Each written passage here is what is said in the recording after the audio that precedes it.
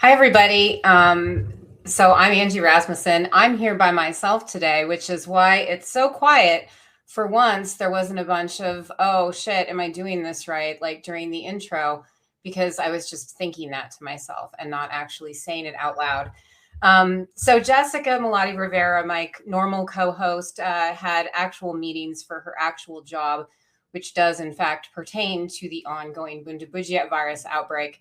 But I have a day job too. However, we do think it's really important to provide you with updates because this situation is one that is unfolding constantly. And you really do need to know what's happening because while it's not going to become a pandemic, and I don't want to present this in a way that is fear mongering or making you think that you are about to contract Bundabuja Ebola virus. It is a really, really serious and catastrophic situation in Central Africa, and it does actually come back and impact people in the US and elsewhere indirectly. So I think it's really, really important for people to understand what's happening, and more importantly, why is it happening? It is happening because the US has effectively abandoned its commitments to global health and global security throughout the world. And that's why, unfortunately, we are seeing this rare species of Ebola virus emerging today. So let's talk about what the situation actually is. There are 6 species of Ebola viruses, and 4 of them can infect and cause disease in humans. 3 of them have caused outbreaks in humans. And this is the most rare of those 3. This is only the 3rd outbreak that it has caused. It is called Bundabugia or Bundabugia.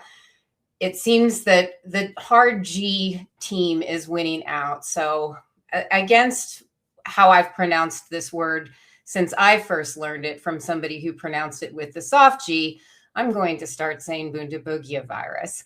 Bundabugia virus is a type of Ebola virus that has emerged. It emerged first in 2007 in Uganda. It emerged again in 2012 in the Democratic Republic of Congo. And now, as we learned last week, it has emerged again in the Democratic Republic of Congo and has spread to Uganda. Currently, there are more than 500 suspected cases. I will caution that there hasn't been a lot of diagnostic testing done, so we don't actually know that all of these are, in fact, Ebola cases, but there are quite a number of suspected cases. There have been 131 suspected deaths at last count. That probably will continue to increase. Over time, as samples are becoming available for testing, they're confirming these with molecular diagnostics as they can. Now, there have been 2 imported cases in Uganda. The WHO announced yesterday in their first situation report that there are 12 suspected cases in Uganda. The Ugandan Ministry of Health, and we'll talk about this in a little bit, says that there have only been those 2 imported cases. One of those died. They are doing contact tracing. The Ministry of Health in Uganda actually has quite a lot of experience responding to filovirus outbreaks. Same thing for the Democratic Republic of Congo, since this is their 17th Ebola virus outbreak. They've had outbreaks of Ebola viruses numerous times. And in fact, the Democratic Republic of Congo is where Ebola first emerged when it was Zaire in 1976. So it is long experienced with Ebola viruses. And even though Bundabugia virus is not the same thing as Ebola virus, they are different species of the same type of virus, it still causes Ebola virus disease. So for all intents and purposes, what you need to know about this is that this is an Ebola virus. It's causing an outbreak of Ebola. And the outbreak is really huge. And we didn't detect this outbreak until it was already at more than 200 suspected cases. So that unfortunately makes it really difficult to contain. In addition to that, the circumstances where this outbreak occurred make it very difficult to contain. So this region is a conflict zone. Reports anyways seem to indicate that this first emerged in association with mining towns where there is a workforce that is very migratory. There are day laborers who come in and work in the mines. People travel around quite a bit. And so that allows people to, get infected potentially with something and then take it to another city or another place. In addition to that, this is basically a war zone. There are a number of different rebel groups. I'm not an expert in this area, So I'm not going to comment on the nature of the conflict other than to say that there is a lot of conflict. On the other side of the border in South Sudan, just north of the area that has been affected, there are large refugee camps, and there has been a presumptive positive as of yesterday in the province of South Sudan where these refugee camps are. So that is an extremely concerning development. The idea of an Ebola outbreak occurring in a refugee camp where you have a lot of people in really close proximity, there's not adequate sanitation, there's not adequate food or medical care, is a humanitarian disaster that we have not seen yet. And please believe me, we don't want to. So that's something to watch. And then today we also just learned that a case has been identified in South Kivu in an area that has been controlled by one of the rebel militia groups. This case traveled from another city called Kisangani, which is also quite a large distance. So this makes containment in terms of contact tracing, in terms of doing the epidemiology that you need to do to understand exactly how this virus is spreading and cut off these transmission chains, is going to be very, very complicated just because of the fact that it is very difficult to access many of the people who have been affected. And they're a highly mobile population. And in some cases, they are actually fleeing from armed violence and armed conflict. So that makes this whole situation very, very difficult to even understand how big this outbreak is, much less where all of the patients are. Now, for a long time, we did not have vaccination to help control Ebola outbreaks. We did not have monoclonal antibodies or other treatments besides supportive care. That's what we're looking at in this outbreak in terms of what we need to provide these patients with. So if somebody is exposed to Ebola, if somebody begins to show symptoms for Ebola or test positive for Ebola, they need to be isolated, but they also need to be given adequate supportive care. We've seen in the West African outbreak, before we had a vaccine available for Ebola virus, again, different species of Ebola virus. Ebola virus is a different virus from Bundibugyo virus, but they are both Ebola viruses. And I'm sorry, I did not invent the taxonomy, and that's a rant for another time. But anyways, we have a vaccine for Ebola virus, and that's what caused the West African epidemic in 2014 to 2016. For most of that epidemic, though, we did not actually have a vaccine available. We had to use the tail end of that epidemic, and then the 2017 epidemic that came afterwards, we used to do clinical trials. And since then, that vaccine's been approved. Ring vaccination has been an important part of controlling Ebola outbreaks. But we didn't always have that, and we didn't have that up until a few years ago. So before that, what we did was good old-fashioned epidemiology, contact tracing, isolation, quarantine, and then providing really good supportive care. And we saw, for example, all of the Americans who were evacuated back to the US got world-class supportive care. They all survived. You know, Ebola is not an easy disease to have. It's not like, oh, well, you know, that was a bad couple of days. Now I'm back on my feet again. I mean, they were very, very sick and they could have died. But that excellent supportive care they got, that treatment that they received, probably made a real difference in terms of saving their lives. And so that's the kind of care that we need to be providing to the people on the ground who are being affected in the outbreak zone. But given these conditions, it's incredibly challenging to do that. It is incredibly challenging. And if you look at the numbers, we have all these suspected cases and barely any tests done. That's because there's not necessarily reagents available to do those tests with. There's not PCR machines.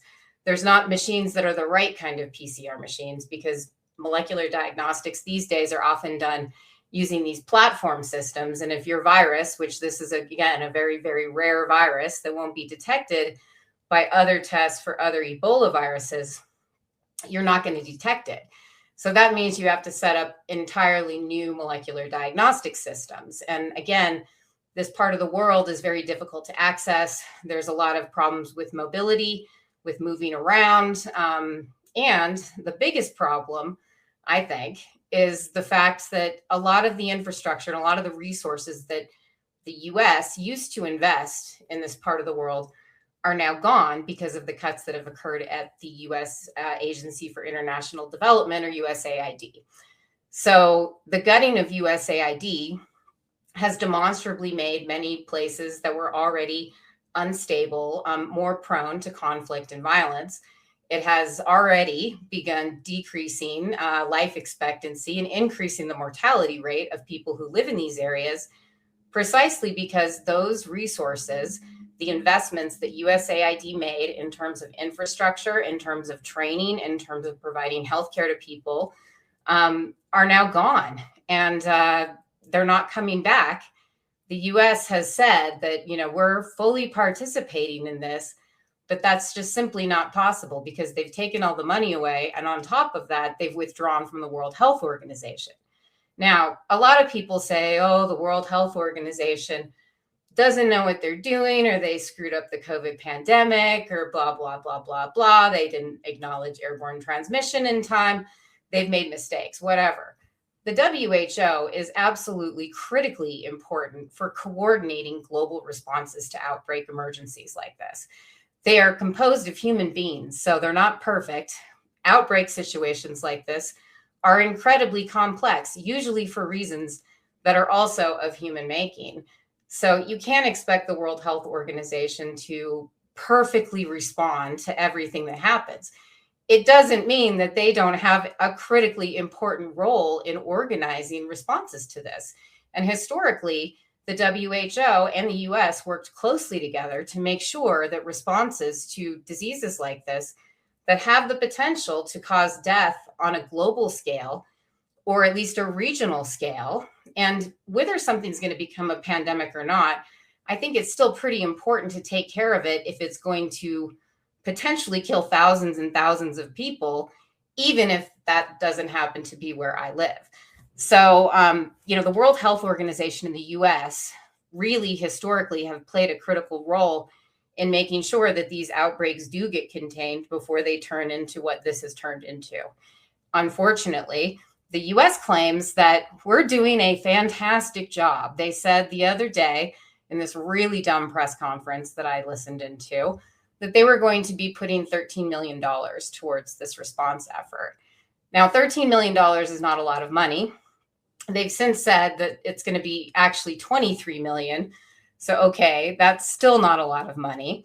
They claim that they're going to build 50 Ebola treatment clinics with this money. I don't think that that's going to be the case because the Ministry of Health in Uganda yesterday put out this tweet that said that basically, we don't know what you're talking about. You haven't built any of these facilities here. We have no idea what your plans are to build these facilities here, and you haven't reached out or talked to us. Now, that's kind of interesting because while the US has withdrawn from the World Health Organization, supposedly what the US is doing instead of the World Health Organization is signing all these bilateral agreements because I don't know why multilateralism is not cool unless it's like the Board of Peace or something. So now we're just going to like one-on-one negotiate with every country how we're going to deal with global health issues, including outbreak response. So we should actually have an agreement in place with Uganda, but apparently that doesn't involve actually talking to their Ministry of Health about all of the clinics that we're supposedly going to build there. And this is typical of the US government these days where, they say something and then they get exposed as clowns and, LOL, like they're also incompetent. And that is all true. The problem is at the basis of this is a lot of really, really dark shit. So the Imperial College of London have a world-class infectious disease modeling unit there. And every time there's like a pandemic, those Imperial modelers get up to this every single time. They come out with a study where they're trying to predict the size of the disease outbreak, the impact potentially that it will have. They did this at the very beginning of the COVID-19 pandemic. And oh boy, do I remember those days when it's like, have you read the Imperial modeling study? And it's like, oh my God, I'm trying to wrap my head around these numbers. The Imperial modeling study laid out several different parameters for the COVID-19 pandemic. And while it wasn't as bad as their worst case scenario, some of their predictions were pretty close in terms of the death toll that the COVID-19 pandemic ultimately took.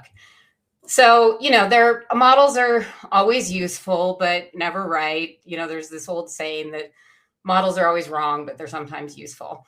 That's true for this. Basically, what this model says is they've projected that there are 400 to 900 cases of this. That's how big this outbreak is. I don't know that we can say that.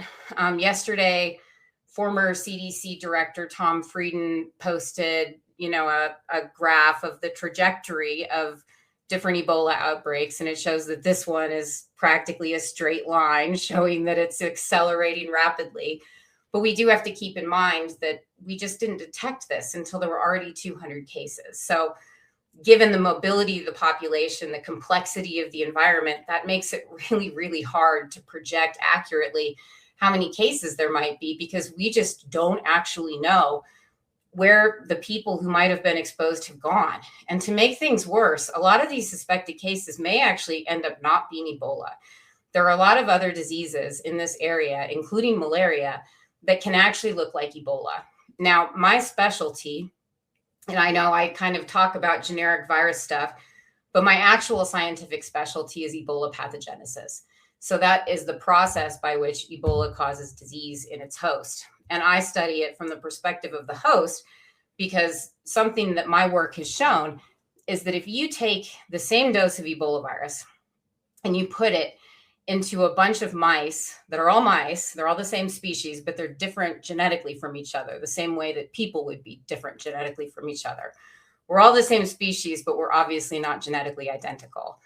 You will have some mice that get really sick, they develop hemorrhagic disease, and they die. They get Ebola. They get full-blown Ebola virus disease.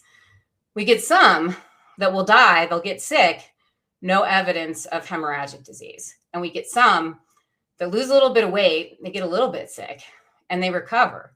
They essentially have mild Ebola.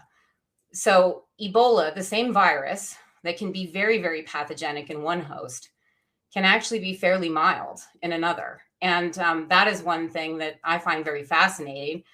That's why I study it. I find it intellectually interesting, but I think it's also really relevant when we're talking about looking for an Ebola outbreak, because if you have something that causes vague symptoms and the classical symptoms, hot zone, Ebola, blood everywhere, whatever, aren't happening, it could look a lot like malaria. It could look a lot like some type of gastroenteritis, because I think a lot of other people don't appreciate how much vomiting and diarrhea can be involved with Ebola virus disease.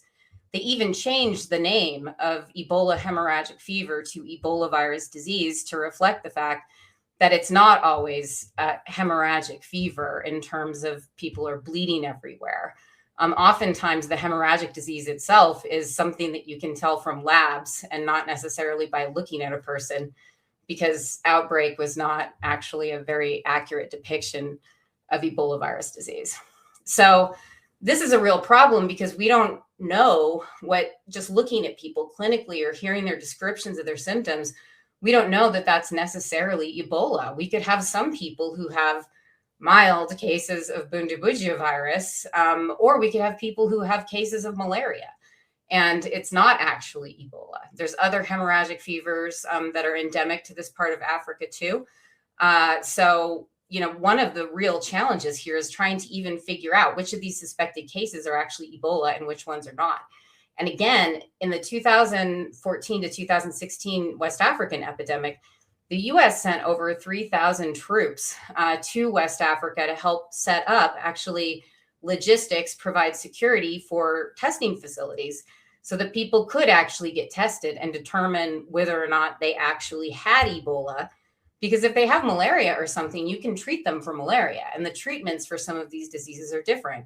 So you want to be able to make sure that you can discriminate those things. And again, without the US's investment, the WHO has mobilized mobile labs. They are setting them up. They are increasing their testing capacity. But again, these challenges just make it really difficult. And we have a lot of problems in terms of distrust as well, because the US has abandoned this area, because conflict has returned. Now we are seeing reports like this, where different NGOs, different facilities and organizations that are involved in the response to the outbreak are actually being targeted and attacked. One of the major issues is conducting safe burial practices. So there are two major mechanisms for transmitting Ebola viruses. One is in a healthcare setting, and another is in the situation where you are preparing a body for burial, and you are or attending a funeral. Now, during the West African epidemic early on, there were a number of funerals that were associated with super spreading events where people came from cities, attended the funeral, went back home, and brought Ebola with them, because dead bodies of patients who have died from Ebola are actually really, really dangerous in terms of transmission risk. When people have Ebola virus disease, they are viremic. They are very viremic, which means they have very, very high titers of infectious virus in their blood. That means that they have very high titers of infectious virus in their lymphatic fluids. And when, it's hard to put this in an elegant and not gross way, but when you die, a lot of those fluids come out. And so when you're preparing a body for burial, there's a lot of opportunity for contact with those bodily fluids that, again, do have high titers of infectious virus in them. And people who are involved in preparing bodies for burial, people who are paying their last respects to their loved one, touching the body, that has been associated in the past with a lot of Ebola transmission. So it is really complicated, but it is really important to have this expertise, cultural sensitivity, people from all sorts of different backgrounds, from community healthcare workers to people who are training people, to people who are technical experts, to people who are epidemiologists, to everybody under the sun you need on the team to make sure that you're working closely with the international community, as well as the community of people who are being affected. The US has completely pulled out of that. And now, as a result, we are seeing infectious challenges that are the direct result of our neglect of these areas that we have deep, deep experience in addressing. So this is a real problem. And I mean, the US's attitude about this as an American is what offends me, I think, the most about this. So, there was a report about an Air France flight that was bound for Detroit and was diverted to Montreal because there was a passenger on board who just happened to be from the Democratic Republic of Congo. There was no indication that this person had been anywhere near the outbreak zone. There was no indication that this person had been exposed in any way or was in any way a risk. And they diverted the flight to Montreal, removed the passenger because of the travel ban that the US has implemented. And let me just explain why travel bans are really stupid and they won't work.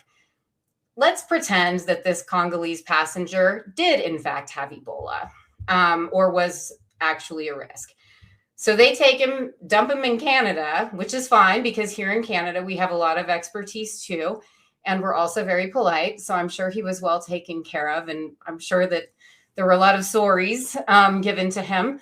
But then they just took the plane with all the passengers on it into the US without screening them, without doing any kind of epidemiology work. And that's just not how viruses work. So if this passenger had actually been exposed and not, unfortunately, the victim of racism, that passenger would need to be isolated.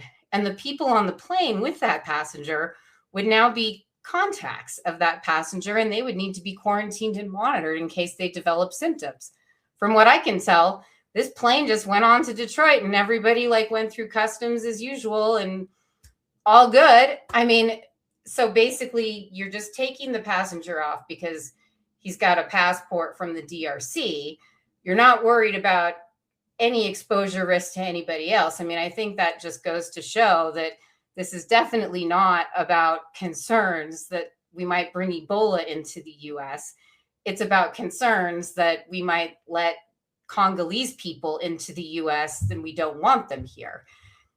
It seems that we don't even want Americans here, though, who might have Ebola, because also the Washington Post has now reported that it was the White House, and I've been hearing this for the last several days, but the Washington Post reported that it was the White House that refused to let the doctor with Ebola return to the US. Now, the doctor's wife is also a physician who was separately involved in a high-risk exposure when she performed an ultrasound on an Ebola patient who was pregnant, which is one of the highest risk healthcare settings you could possibly perform that procedure in. They were sent to Germany, and don't get me wrong, my colleagues in Germany are excellent.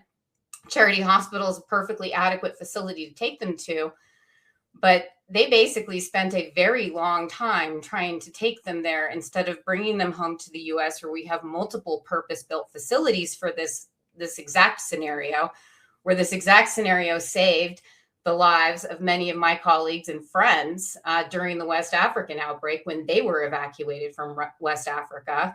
And there were no cases of transmission within the US from patients who were brought to these facilities. The White House did not want people with Ebola in the country, even if they were Americans, even if they were at risk, even if they would have benefited from the massive investment we've made in biocontainment units and caring for patients with these serious diseases. They were rejected by our own country. And I would say that it is really because, Trump's attitude towards this has not changed since 2014. Keep them out of here. But I think it's really important for all Americans to understand he's applying this to American citizens as well.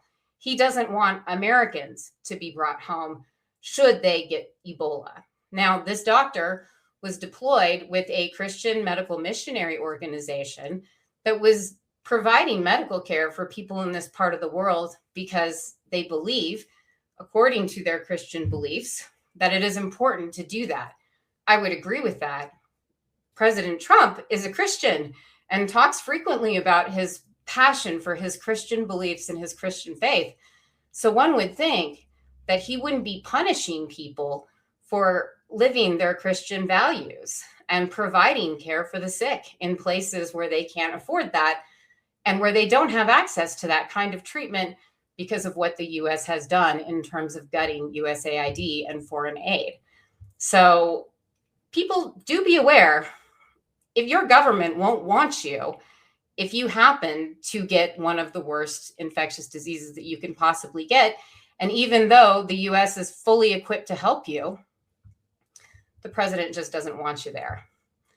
So this is a real problem, and I don't know how to deal with it other than to get these people out of office, which is why I keep talking about it. But I do want Americans and everybody watching to understand that your risk for Ebola is low. But your risk because of this is very, very high. It's not necessarily Ebola that's going to cause the next big pandemic. Ebola doesn't spread person to person by the respiratory route very efficiently, even though you can get it from inhaling it. It is not like the flu, and it is not like COVID in terms of its potential to cause a pandemic. However, just because it's not going to cause a pandemic doesn't mean that it can't cause huge epidemics that are going to kill thousands of people. And even if you're not one of those people who happens to get infected with it, you are still at risk because of it. Because what the depletion of these systems says is that we are all being made more vulnerable. We are made more vulnerable to infectious threats. We are made more vulnerable to security threats. It's not going to have no impact when the US voluntarily allows thousands of people to die of a horrible disease because politically we just can't be bothered to invest in it anymore. Think about the impact that that's going to have on the US's reputation on the world stage and on Americans in general. Personally, those are not consistent with my values as an American. And that's why I think it's really important to tell people that that is what is being sent out into the world. And I think it's our moral obligation to speak up and oppose that. Now, I just have one last thing today for this little news update because I can't believe I've been talking for a half hour straight. Actually, I can.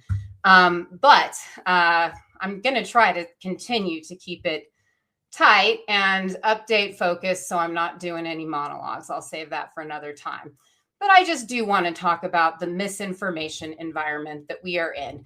Now, this gentleman claims to be a virologist, although I'd never heard of him until he was brought to my attention on TikTok. And he's a physician. I'm sure he's treated some viral infections before in his patients. But he said some stupid shit about hantavirus a while back, and now it seems he's saying the same stupid shit about Ebola virus. And specifically, the stupid shit that I don't like that he's saying is, quote, the genetic sequence of this virus shows it is a, quote, unique version. We are the least prepared for this. Okay, we are the least prepared because of USAID defunding. And I don't know about this, other agencies that stockpile PPE. USAID did a lot more than stockpile PPE, but okay, Terror Bear. What I have a problem with is his sequence analysis. Now, he did this same stuff for hantavirus. I don't understand these people who are like, I want it to be a new variant. But try as you might, it's not, Terry. Okay, this is a phylogenetic tree that my colleagues who are actually viral evolution experts put out on the website virological.org. It's operated by Andrew Rambo, who is a viral evolutionary guy at the University of Edinburgh and is one of the world's greatest experts on viral evolution. Talking to a number of my colleagues who are actually experts in this, and also just myself being able to read a phylogenetic tree. I'm not an expert in this area, but I do know what this shows. And let me tell you, see this red stuff here in the middle, this little clade in the middle? These are the Bundabugia sequences from this current outbreak. There's not very many of them because, again, we're having trouble getting samples. We're having trouble doing PCR, much less sequencing them. But we do have a couple sequences. What this shows is that they're very similar to both of these viruses that have previously emerged. So the green and the yellow are viral sequences from the two previous Bundabugia virus outbreaks. The red is from this outbreak. Oh, look, they all cluster together. They're not that unique. It's a regular Bundabugia virus, okay? No variants. We don't need to be talking about Ebola variant speculation. This outbreak is bad enough without these tourists essentially coming in and being like, oh, there's a couple of mutations. We got a variant on our hands. This guy doesn't know what he's talking about. Anybody who says stuff like this doesn't know what they're talking about. Get your information from somebody like me. And if it's a topic that I'm not an expert in, I do know experts in a lot of these topics. So I'll send you to somebody that you can trust. Don't listen to some old dude on TikTok who's like, hi, I'm Dr. Terry, and doesn't know how to spell hantavirus. He spelled it with a U, guys. I don't want to throw stones in a glass house, but do be suspicious of old people who try to become influencers on Instagram or Substack. Anyways, that's it for today's update. I'll be back tomorrow morning, maybe with Jess, to talk about it some more, because I'm sure plenty of horrible things will have happened between now and then in terms of this situation. And I do know that sometimes I make jokes about it, but that's because honestly, even though this isn't going to become an Ebola pandemic, the reality is that this is already a huge catastrophe. And it is a very, very serious situation. And everybody needs to understand that even though you might not personally be at risk of getting this virus, this entire outbreak puts us at risk because it shows how completely depleted and incapable our whole system is to deal with emerging threats. So on that cheerful note, have a great day, everybody. I'll see you tomorrow.